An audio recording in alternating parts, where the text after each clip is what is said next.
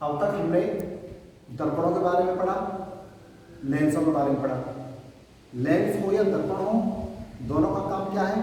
दोनों का काम है किसी वस्तु का प्रतिबिंब छोटा या बड़ा करके बनाना। अब जो प्रतिबिंब बनता है वो पॉजिटिव भी होता है और नेगेटिव भी होता है। पॉजिटिव नेगेटिव का मतलब है आभासी या वास्तविक से। तो वास्तविक कब बनेगा, आभासी कब बनेगा, इस बात को हम फॉर्मूले में समझेंगे प्लस या माइनस के द्वारा। और प्लस या माइनस का जो निर्धारण होता है वो निर्धारण होता है चिन्ह परपाटी के अकॉर्डिंग। तो इसलिए आपको लेंसों और दर्पणों से संबंधित चिन्ह परपाटी के बारे में जानना अति आवश्यक है, क्योंकि न्यूमेरिकल करते समय भी आपको चिन्ह परपाटी का ध्यान रखना जरूरी होगा, क्योंकि f की वैल्यू, u की वैल्यू एवं v की वैल्यू भी आपको प्लस और माइनस चिन्ह के साथ लेनी पड़ेगी। तो बात हम करते हैं चिन्ह परपाटी की। ठीक, तो देखिए यहां मैंने एक लाइन खींची, ऐसी लाइन आपने दर्पण और प्रतिबिंब, दर्पण और लेंसों को पढ़ते समय इस लाइन को आपने किस नाम से पढ़ा था? इस लाइन को आपने पढ़ा था मुख्य अक्ष के नाम से।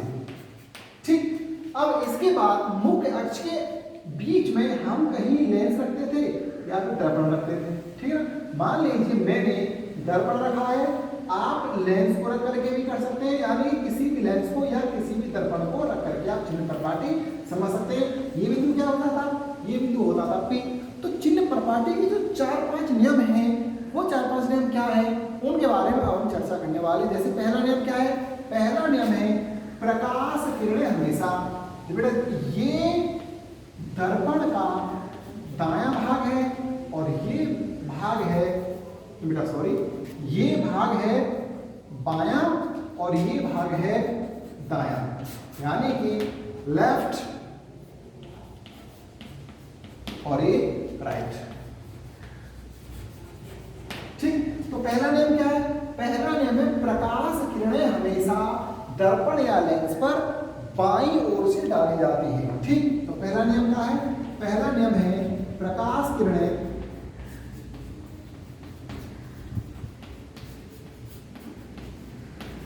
सदैव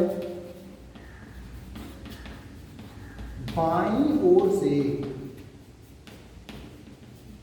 डाली जाती है।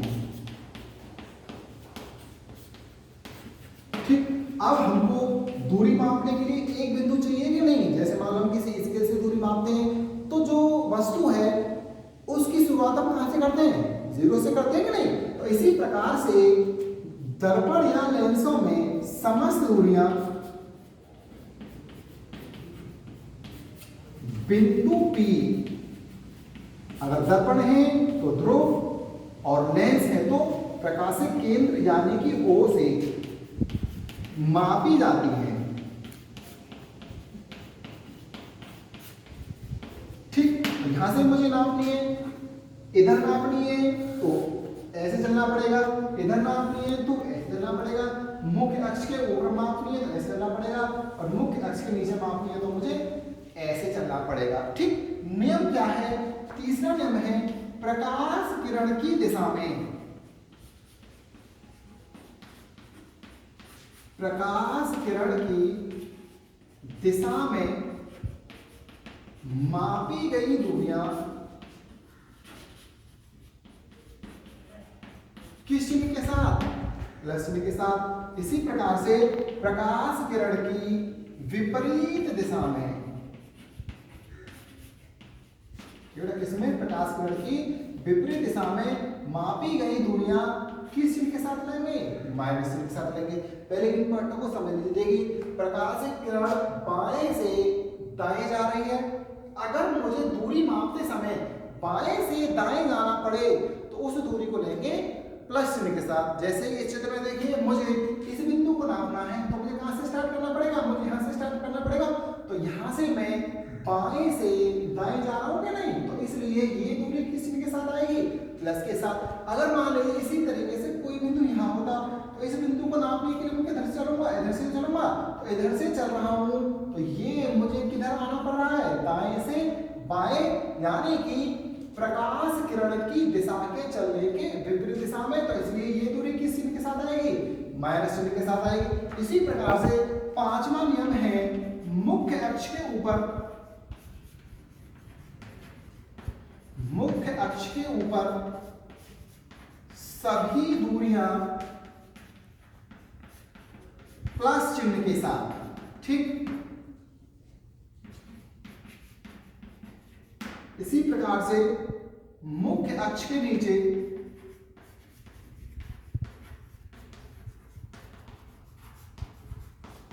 सभी दूरियां माइनस चिन्ह के साथ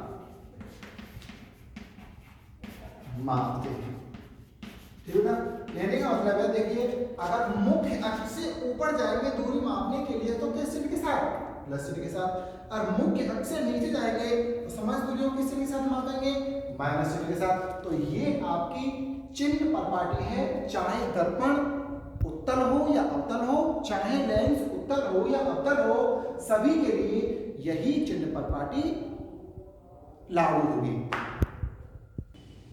हाँ बेटा, अब हम बात करते हैं यूबीएफ में संबंध पर। तो यूबीएफ में संबंध को करने से पहले सबसे पहले तो हम ये जानेंगे क्या है, यू क्या है, वी क्या है और एफ क्या है। एफ तो मैं आपको पहले बता चुका हूं कि एफ क्या है, एफ है किसी दर्पण की फोकस दूरी। अब इसके बाद यू और वी ये नए कॉन्सेप्ट हैं, तो हम बात करेंगे यू पर और वी पर। तो देखिए यहाँ पर इस चित्र में आप देखोगे कि ये जो ओ डैश जिससे मैंने बनाया है ये क्या है, ये है वस्तु। अब बिंदु P से वस्तु की दूरी कुछ ना कुछ तो होगी, तो जो U होता है वो होती है बिंदु P से, और बिंदु P क्या है, बिंदु P है ध्रुव, ठीक। बिंदु P से, किस P से बेटा, बिंदु P से वस्तु की दूरी। इसी प्रकार V क्या है, बिंदु P से प्रतिबिंब की दूरी, ठीक। तो अब हम इस चित्र में व्यू और वी को दिखाएंगे, ठीक। तो देखिए यू कहां है, ओ डैश यानी बिंदु P से वस्तु की दूरी। तो बिंदु P से वस्तु की दूरी को जो डिनोट किया गया है वो किसके द्वारा डिनोट किया गया है, वो डिनोट किया गया है O के द्वारा। O से बिंदु P तक की दूरी को मैंने किससे लिखा है, U से लिखा है। तो U क्या है, वस्तु की दूरी। इसी प्रकार से देखिए पहली किरण ये थी, यहां से चल करके ये यहाँ इसका परावर्तन हुआ और परावर्तन के पश्चात ऐसे निकल गई, और दूसरी किरण यहां से चली थी, C से होकर के गुजरी और यहाँ परावर्तित होने के बाद जैसी आई थी वैसे ही वापस चली गई। तो परावर्तन के पश्चात देखिए ये दूसरी परावर्तित किरण है और ये पहली परावर्तित किरण है। जब ये दोनों आपस में आगे बढ़ेंगे तो ये कहाँ काटेंगे, ये काटेंगे इस बिंदु पर, और जहां पर दो परावर्तित या अपवर्तित किरणें काट जाती हैं वहीं प्राप्त होता है हमारा प्रतिबिंब। तो प्रतिबिंब बनेगा यहाँ पर, और इस प्रतिबिंब को हमने नाम दिया है आई डैश, ठीक बेटा। तो डैश थोड़ा ठीक से बना दो, आई डैश। तो आई डैश जो प्रतिबिंब की P से दूरी है, क्या यही V से डिनोट करते हैं। तो इसलिए बिंदु P से प्रतिबिंब की दूरी हम किससे डिनोट करेंगे, V से। इसी प्रकार से आप जानते हो कि C से P की दूरी को क्या बोलते हैं, R, और बिंदु F से P की दूरी को हम क्या बोलते हैं, F। अब मैंने यूबीएफ में संबंध निकालने के लिए मैंने बिंदु A से बिंदु P पर लंब डाल दिया और उस लंब का नाम है AN, ठीक। अब इसके आगे मैं आपको एक बात यहाँ पर दिखाना चाह रहा हूँ। देखिए ये जो प्रकाशित किरण है कौन सी, O डैश, ये जो प्रकाशित किरण है क्या वो OP के समांतर है। जब O डैश A OP के समांतर है तो इन दोनों के बीच दूरी जहां भी देखोगे क्या वो समान होगी। जब ये दूरियां समान होंगी तो O डैश क्या AN के बराबर हो जाएगा। तो यहाँ पर मैं ये मान लिखूंगा O dash is equal to AN। जब जरूरत पड़ेगी इसको तब हम लेंगे। ठीक, अब इसके बाद हमें बात करनी है समरूप त्रिभुज OO'C एवं II'C की। अब आप उस चित्र में देखेंगे कि समरूप त्रिभुज कहाँ है, तब तक मैं लिख लूं।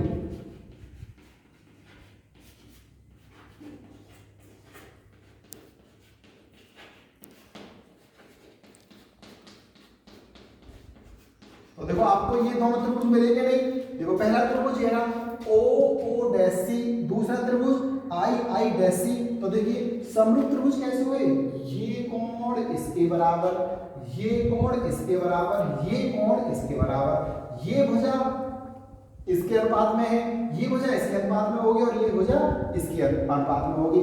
तो अगर ऐसी शर्त कोई दो त्रिभुज शो करते हो तो वो दोनों त्रिभुज कैसे कहलाते हैं, वो दोनों त्रिभुज कहलाते हैं समरूप। और समरूप त्रिभुज की परिभाषा के अकॉर्डिंग, समरूप त्रिभुज के गुणों के अनुसार समरूप त्रिभुज की किन्हीं दो भुजाओं का अनुपात शेष दो भुजाओं के अनुपात के बराबर होता है।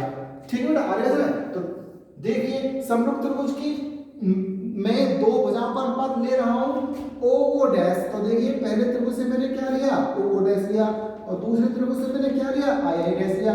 तो OO डैश और II डैश का जो अनुपात होगा इनके जैसी ही दूसरी भुजाओं के अनुपात के बराबर होगा। तो देखिए OO डैश के जैसी क्या है, OO डैश के जैसी II डैश। ठीक, तो इसलिए मैंने एक जैसी भुजा ले ली।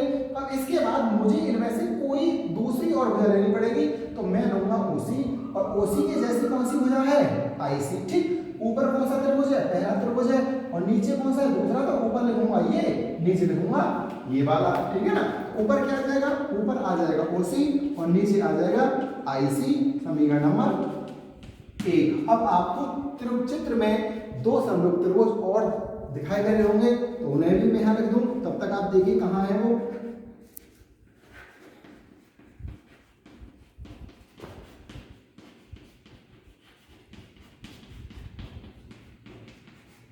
ठीक है, तो देखिए NAF कहाँ है, NAF ये रहा, NAF ये बड़ा, ये तो NAF त्रिभुज है, देखो ये वाला है कि नहीं NAF। अब इसके बाद II'F कहाँ है, II''F ये रहा। जिस प्रकार से ये दोनों समरूप त्रिभुज, इसी प्रकार से क्या ये दोनों समरूप त्रिभुज। ठीक, जिस प्रकार से मैंने उसकी भुजा ली थी, इसी प्रकार से मैं इसकी भुजा लूंगा। देखो AN के जैसी भुजा कौन सी है, AN के जैसी भुजा II'। तो मैं क्या लिखूं, AN बटे II'। ठीक, इज इक्वल टू, अब AN की एक भुजा में और लूंगा और वो भुजा होगी NF अपॉन NF के जैसी कौन सी भुजा है दूसरे त्रिभुज की, IF। ठीक, अब आप ये देख रहे होंगे AN की जगह मैं क्या लिख दूं, AN की जगह OO डैश लिख सकता हूं क्या नहीं। तो देखो AN की जगह तो मैंने OO डैश लिख दिया, OO dash upon II dash is equal to NF कहां है, NF है ये। ठीक, अगर NF की जगह में PF लिख दूंगा तो भी कोई नुकसान नहीं होगा, क्योंकि NP जो है लंबाई या NP जो दूरी है वो बहुत छोटी है। उस कंडीशन में और भी छोटी हो जाएगी जब लेंस का द्वारक बढ़ा लेंगे। ठीक, तो मैं NF की जगह क्या लिख सकता हूँ, PF लिख सकता हूँ। ठीक, NF की जगह मैं क्या लिखूं, NF की जगह मैं लिख लिया PF अपॉन IF। मैंने क्यों लिखा PF, चूंकि हाँ लिख भी देता हूँ, क्योंकि PF जो है लगभग बराबर होगा किसके, NF के। ठीक है, अब हम बात करते हैं OO डैश समीकरण नंबर 1 और 2 की। ठीक, इसे समीकरण नंबर 2 मालूम है। तो देखिए समीकरण नंबर 1 में भी OO dash upon II dash की वैल्यू, समीकरण 2 में भी OO dash upon II dash की वैल्यू। जब ये दोनों ही OO dash upon II dash की वैल्यू है, तो क्या ये और ये आपस में बराबर नहीं होंगे। जब इनकी LHS बराबर, तो इनकी RHS भी बराबर हो जाएगी। तो मुझे इनकी RHS बराबर लिखनी है, तो मैं लिखूंगा समीकरण 1 व 2 से। तो समीकरण 1 व 2 से क्या आएगा, समीकरण 1 व 2 से आ जाएगा OC upon IC is equal to PF upon IF। मैंने कुछ नहीं किया, मैंने इन दोनों को बराबर लिखा है, जैसे कि आपको दिख रहे हैं दोनों में एक ही अनुपात की वैल्यू में। ठीक, तो अब मैं बात कर रहा हूं OC के मान की। आखिरकार OC का मान क्या है, OC कहाँ है, OC है क्या इसका कोई वैल्यू है ओसी का? ओसी का सीधे तो कोई वैल्यू नहीं है, लेकिन अगर मैं इसको तोड़ के लिखूं तो शायद मुझे ओसी की वैल्यू मिल जाएगी। तो देखिए ओसी को मैं क्या लिख सकता हूं, अगर मैं पीओ में से पीसी घटा दूं तो क्या मुझे ओसी मिल जाएगी। इसी प्रकार से आईसी को, आईसी कहां है, आईसी ये है, आईसी की भी कोई फिक्स वैल्यू नहीं है। अगर मैं पीसी में से, देखो पीसी में से पीआई घटा दूं तो क्या मुझे आईसी मिल जाएगी। उसी प्रकार से आईएफ की वैल्यू मिल जाएगी पीआई माइनस पीएफ, यानी इतने में से इतना घटा दो तो मुझे ये मिल जाएगी। ठीक, तो रखो ओसी की वैल्यू, ओसी की वैल्यू क्या है, देखो ओसी की वैल्यू है, बोलो बेटा ओसी की वैल्यू क्या है, पीओ माइनस पीसी बटे, इसी प्रकार से आईसी की वैल्यू क्या हो जाएगी, आईसी की वैल्यू होगी PC minus PI is equal to, PF को तोड़ने की जरूरत इसलिए नहीं है क्योंकि पीएफ तो फोकस दूरी के बराबर है। अब इसके बाद आते हैं आईएफ पर। आईएफ की वैल्यू किसके बराबर होगी, आईएफ की वैल्यू होगी पीआई माइनस पीएफ के, जो आपको चित्र में दिख रहा होगा। ठीक है ना। अब हम पीओ पीसी जितने भी इसमें ये हैं इन सभी की वैल्यू हमको रखनी है। तो देखिए आइए रखते हैं। तो बेटा अब मुझे क्या करना है, मुझे पीओ पीसी पीआई पीएफ की वैल्यू रखनी है, लेकिन चिन्ह परपाटी के अकॉर्डिंग। चिन्ह परपाटी मैंने आपको पहले ही बता दी है। तो देखिए शुरू करते हैं। पीओ, पीओ की वैल्यू किसके बराबर, यू के बराबर या माइनस यू के बराबर। जो पीओ की वैल्यू होगी वो माइनस यू के बराबर होगी। अब आपको लिखना है चिन्ह सहित मान रखने पर। अब जब आप चिन्ह सहित मान रखोगे तो देखो पीओ की वैल्यू कितनी, पीओ की वैल्यू माइनस यू, माइनस की जगह माइनस, पीसी की जगह माइनस आर, तो माइनस माइनस क्या हो जाएगा, प्लस हो जाएगा, बटे पीसी की जगह माइनस आर माइनस यहां से आएगा, और पीआई की वैल्यू है, पीआई की वैल्यू है वी के बराबर, तो इसलिए ये हो जाएगा minus minus plus v is equal to, PF की वैल्यू किसके बराबर है, पीएफ की वैल्यू है माइनस एफ के बराबर अपॉन पीआई की वैल्यू माइनस वी के बराबर, और माइनस पीएफ की value minus minus plus F के बराबर। अब आपको कुछ नहीं करना, आर की वैल्यू रख करके आपको मल्टीप्लाई करनी है। क्योंकि आर का फॉर्मूला क्या होता है, आर का फॉर्मूला होता है are is equal to 2f, तो मुझे आर की वैल्यू यहाँ पर रिप्लेस करनी पड़ेगी।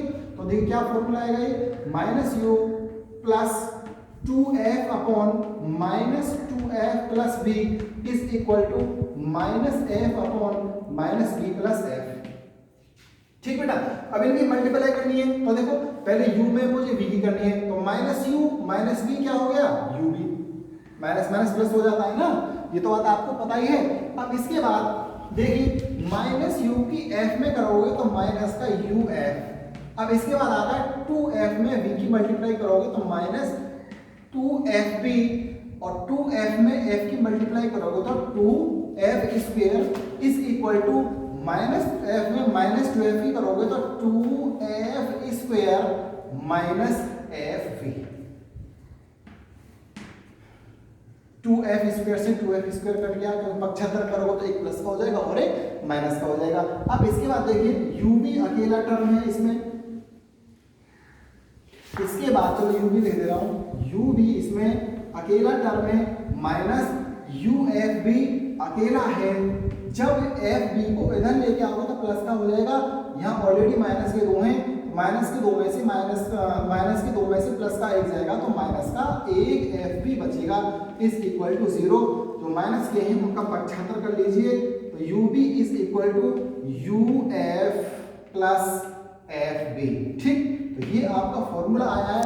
थोड़ा सा इसको और स्टैंडर्ड तरीका देने के लिए मुझे क्या करना है, इन तीनों में यूबीएफ से भाग करना है। तो आपको लिखना है यूबीएफ से भाग करने पर, जब आप यूबीएफ से भाग करोगे तो ये क्या आ जाएगा, UB upon UBF is equal to UF upon UBF plus F V upon U V F. तो देखिए यू बी से U B cancel out, U F से यू एफ कट जाएगा, एफ बी से एफ बी कट जाएगा, तो यहाँ क्या बचेगा 1/f, ऊपर तो बचा 1/f, इज इक्वल टू की जगह बराबर इज इक्वल टू 1/, यहाँ बचा v प्लस 1/u।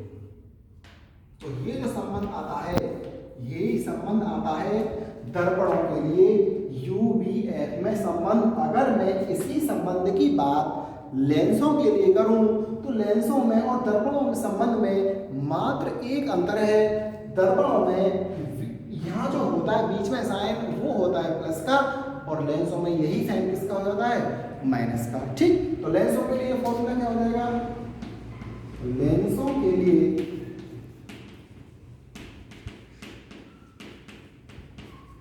UVF में संबंध जो होगा वो होगा 1/f बराबर 1/v माइनस 1/u। लेंसों के लिए UVF की भी मान वही है जो दर्पणों के लिए है। ठीक है ना, अंतर यही है कि दर्पणों में ये जो साइन होगा ये प्लस का होगा और लेंसों में ये साइन होगा माइनस होगा। अब हम बातें कर ले रहे हैं आवर्धन की। हाँ बेटा, अब हम बात करते हैं दर्पणों की आवर्धन का सूत्र। अब ये आवर्धन क्या है, क्या बताता है आवर्धन? आवर्धन जो बताता है वो बताता है कि जो किसी भी लेंस या दर्पण द्वारा प्रतिबिंब बनेगा कितना छोटा है या कितना बड़ा है, वस्तु और प्रतिबिंब की लंबाइयों में अनुपात आखिरकार कितना है, ये हमें किससे मालूम पड़ेगा? ये हमें मालूम पड़ेगा आवर्धन से। ठीक, तो आवर्धन का फॉर्मूला क्या होता है? आवर्धन का फॉर्मूला होता है प्रतिबिंब का आवर्धन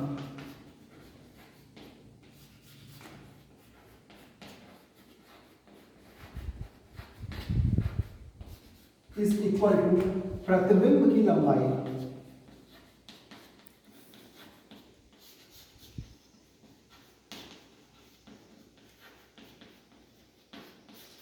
बटे वस्तु की लंबाई।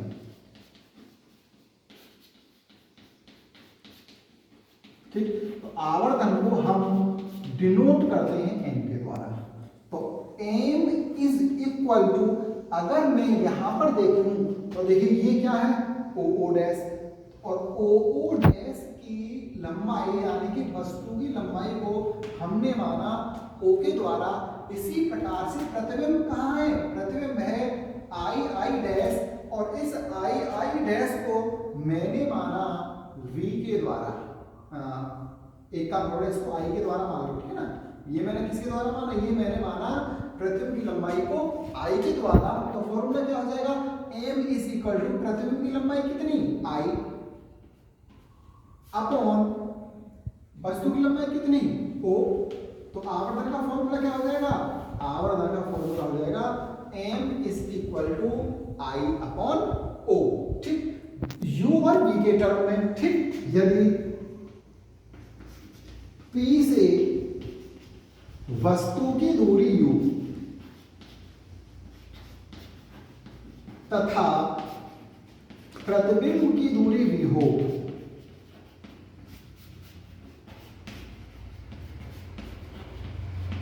तो ये फॉर्मूला क्या हो जाएगा? ये फॉर्मूला हो जाता है m is equal to I upon o is equal to minus v upon u। यानी कि m का फॉर्मूला हो जाएगा m is equal to minus बिंदु P से प्रतिबिंब की दूरी बटे बिंदु P से वस्तु की दूरी। ठीक, अगर अवतल दर्पण के लिए, ठीक है ना, किसके लिए? अवतल दर्पण के लिए अगर m का मान आता है माइनस में तो प्रतिबिंब कैसा होगा? प्रतिबिंब होगा वास्तविक, और m का मान आता है प्लस में तो प्रतिबिंब होगा आभासी। ठीक है बेटा, आगे बात समझ। अब बात हम करते हैं किसकी? बात करते हैं उत्तल दर्पण की। तो उत्तल दर्पण में प्रतिबिंब सदैव किधर बनता है? उत्तल दर्पण में प्रतिबिंब सदैव बनता है पीछे। तो उसमें हमेशा m की वैल्यू क्या आएगी? m की वैल्यू आएगी प्लस में, इसका मतलब आभासी बनता है। ठीक, इसी प्रकार से अगर मैं लेंसों की आवर्धन क्षमता की बात करूं तो लेंसों की आवर्धन क्षमता का फॉर्मूला है तो लेंसों का आवर्धन, ठीक, लेंस ये प्रतिबिंब का आवर्धन होता है, ठीक है ना। तो प्रतिबिंब का आवर्धन,